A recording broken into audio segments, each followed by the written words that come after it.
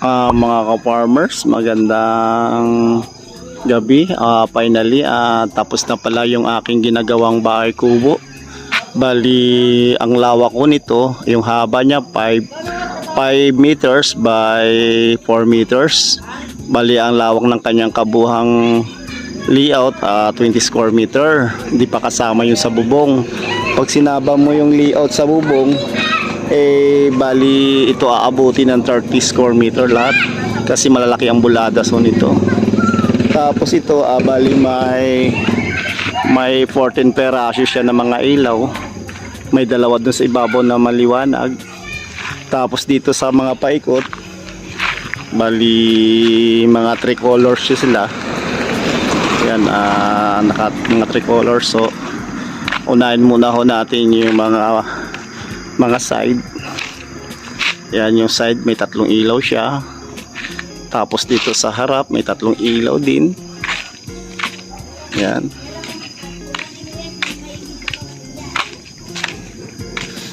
Tapos sa kabilang side, ayan, may 3 ilaw din ho siya sa kabilang side. Yan ang design ng ating siding dito sa area na to. Yan. Yan ang siding sa ilaw na to. Yan. Side. Tapos dito naman sa likod, papakita ko lang muna ho ang likod. Ito naman yung ilaw sa likod natin. Bali 3 colors din ho yan, 3 din ho. Yan, medyo mataas siya kasi dito post-tip. Yan. Yan ang kanyang likuran ho. Yan. Yan ang kanyang sliding window. Balik ko tayo pasok ko tayo sa loob, mga farmers. Bali ito yung grills ng kanyang terrace. Yan. Bali pasok ko tayo. Yan. Bali may 2 step po pala siya yung ating terrace.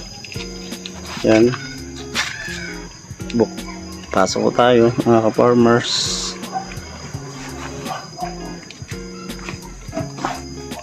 Yan, bali yung ating sahig. May mga design ho yan.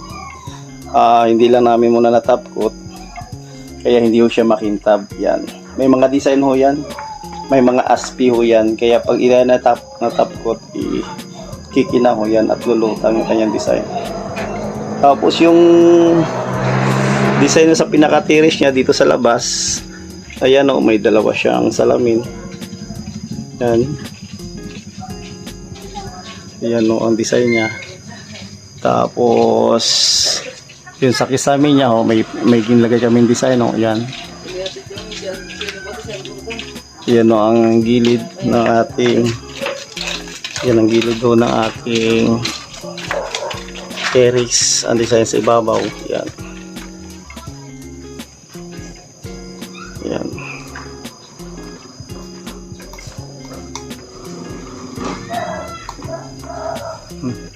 Nagalaw ko yung ilaw. Yan. Dito sa labas, yan ho yung kanyang dalawang switch. Yan. Yan ang design ulit doon sa kulang dulo. Yan. Yan ang design. Tapos dito sa isang kwarto na to, yung kwarto na to, dito na mismo nakaharap siya sa labas ng terrace. Buksan ho natin, mga ka-farmers, para makita natin. Ayan, farmers. Bali yung ating palang sahig, nakabinil na ho siya. Nakabinil siya. Ayan. Tapos yan, may design ho. May design ho yung ating wall o kaya dingding. Yan. Bali yung dalawang side lang ho yung aking nilagyan ng design, kasi pag pinuno naman ho natin ang ganito parang nakakasawa naman. Pagdating dito plain na ho siya. Yan. Plain na ho yan. Sarap na natin. Yan, plain ho siya. Yan. Tapos yan. Yung pintuan niya, yan. Ulit. Yan. Tapos, nandito yung kanyang switch.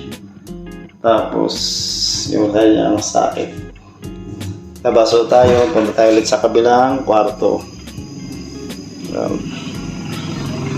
Nakalimutan ko pala ho doon sa terrace mismo. May switch din, may socket din mo siya dyan sa dulo para doon sa ating mga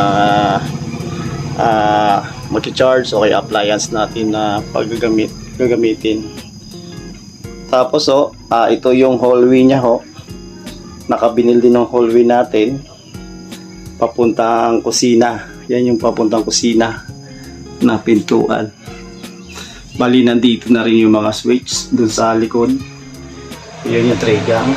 Tapos ito yung sa hallway. Ito naman yung sa pinakabubong, yung sa taas ng bubong. Bali ka-farmers, ito yung pinaka-hallway. Tapos ito, pasok ko tayo sa kabilang kwarto. Yan. Dito sa kabilang kwarto, ganun din ang design. May dalawang salamin din tayo dito. Yan. Tapos yung side na to, plain lang siya. Wala siyang design. Yun, pagdating dito ulit, ayan, may design na lang ulit siya ho. Ayan. Bali may aspiho di siya. Naspihan namin. Yung dalawang corner. Yan.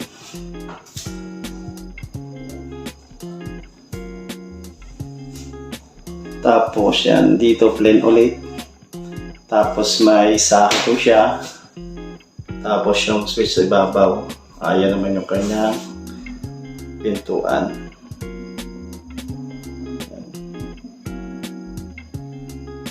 Bali, naka-vinyl type din ho siya ang side natin. Yan, naka-vinyl type.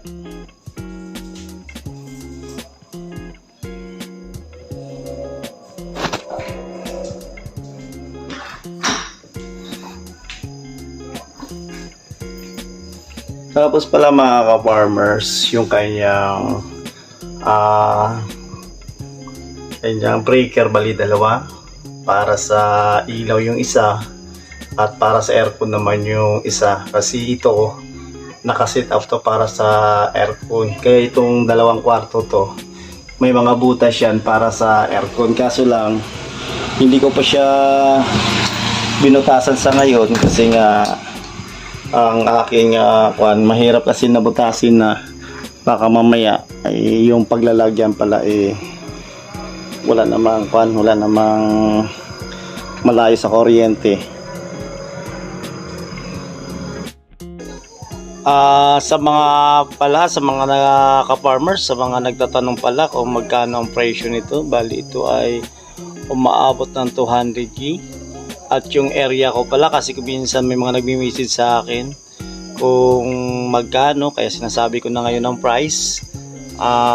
Tapos yung area ko, kung saan akong naka-area, bali yung area ko, bali nasa Montalban Rizal ako.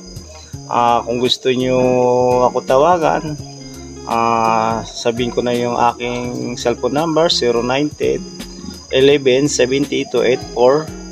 Sa mga gusto bumili nito, ito mga ka-farmers, ay aabot pa pala ito sa kung gusto nyo pang New Year. Abot na abot to kasi 28 lang naman tayo ngayon. Kaya pa natin i-set up to hanggang bago mag New Year. Kasi ito, dito sale na to siya. Yan. Quality to mga ka-farmers. 2 bedroom siya. Ayan. Sa mga gusto bumili, yan. Gano'n siya kaganda. Yan. Tapos pala, paki-shoutout pala.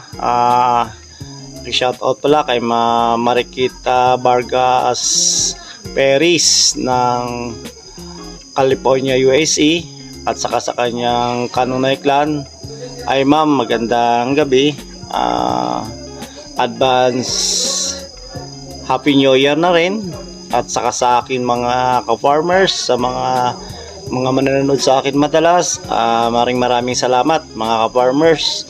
Sana maging masaya tayo sa ating pagdiriwang ng New Year at sana safe ang ating mga buong pamilya.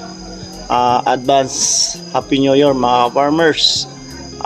Bali, salamat ho sa panonood. Paki-like naman, subscribe at saka share. Mga farmers, magandang gabi. Salamat sa panonood.